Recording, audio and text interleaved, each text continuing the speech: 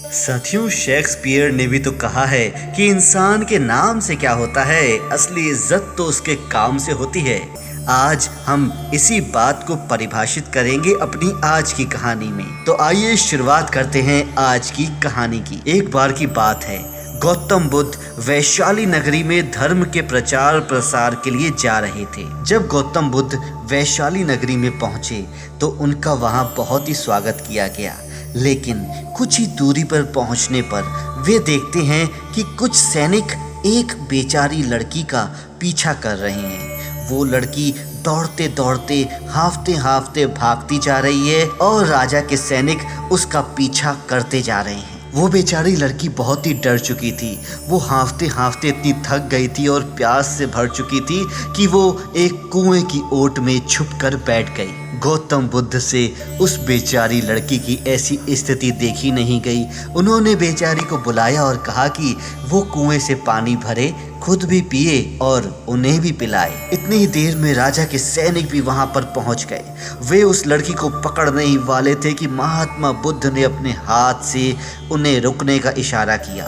वे सारे सैनिक वहीं पर रुक गए और एक बार फिर से उन्होंने उस लड़की से कहा कि जाओ, कुएं से पानी भरो, खुद पियो और मुझे भी पिलाओ। लेकिन इस बार वो लड़की घबराते हुए, झेपते हुए महात्मा बुद्ध से कहती है, साधु महाराज, मैं एक अछूत कन्या हूँ। मैं इस कुएं से पानी कैसे निकाल सकती हूँ? अगर मैंने इस कुएं से पानी निकाला तो इसका जल दूषित हो जाएगा। मैं इस कुएं से पानी नहीं निकाल सकती हूँ। लेकिन एक बार फिर से महात्मा बुद्ध ने विनम्र भाव से उस लड़की से कहा, पुत्री, मुझे बहुत प्यास लगी है, क्या तुम मुझे पानी नहीं पिलाओगी?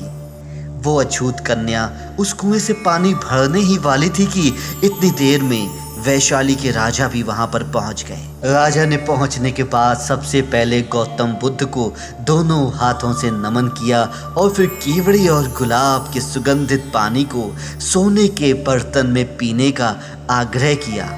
लेकिन महात्मा बुद्ध ने उस जल को लेने से साफ मना कर दिया और एक बार फिर से उस अछूत कन्या से, उस बालिका से कहा, पुत्री, क्या तुम मुझे जल नहीं पिलाओगी?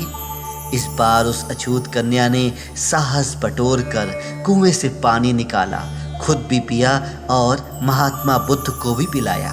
पानी पीने के बाद गौतम बुद्ध बड़े ही प्रसन्न हुए और उन्होंने उस लड़की से डर का कारण पूछा।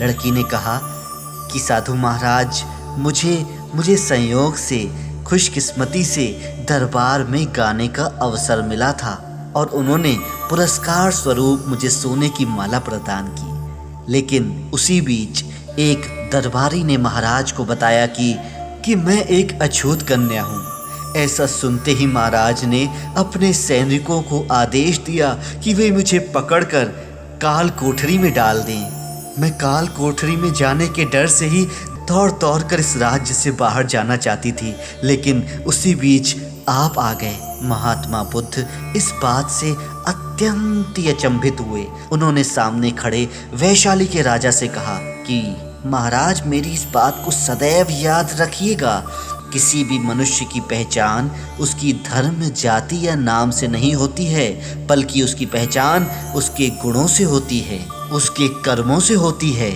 इस बालिका के मधुर कंठ से निकले हुए गीतों का आपने आनंद उठाया और उसके बाद आपने इसको पुरस्कार भी दिया। जिस बालिका के कार्य इतने अच्छे हैं, भला वो अछूत कैसे हो सकती है राजन? यहाँ पर छोटी सोच रखकर और दुर्भावनापूर्ण कार्य करके अछूत होने का परिचय तो आपने दिया है राजन। इसीलिए मेरी दृष्टि में ये बालिका नहीं, बल्कि आप अछूत हैं। वैशाली के राजा अपने सारे सैनिकों के सामने, गौतम बुद्ध के सामने लज्जित होते हैं और उनके पांव छूकर उनसे क्षमा मांगते हैं। तो साथियों, आपने सुना कि इस दुनिया का कोई भी प्राणी हो, कोई भी इंसान हो, वो केवल अपने कार्यों से ऊंचा उठता है, अपने विचारों से ही इस सारे संसार में सम्मान पाने का भागी होता है, ना कि अपने नाम, धर्म या जाति से। साथियों, ऐसी ही ज्ञानवर्धक कहानियाँ हम हर रोज आपके सामने लाते रहेंगे। हमारे चैनल को सब्सक्राइब कीजिए, हमारे साथ जुड़े रहिए। धन्यवाद।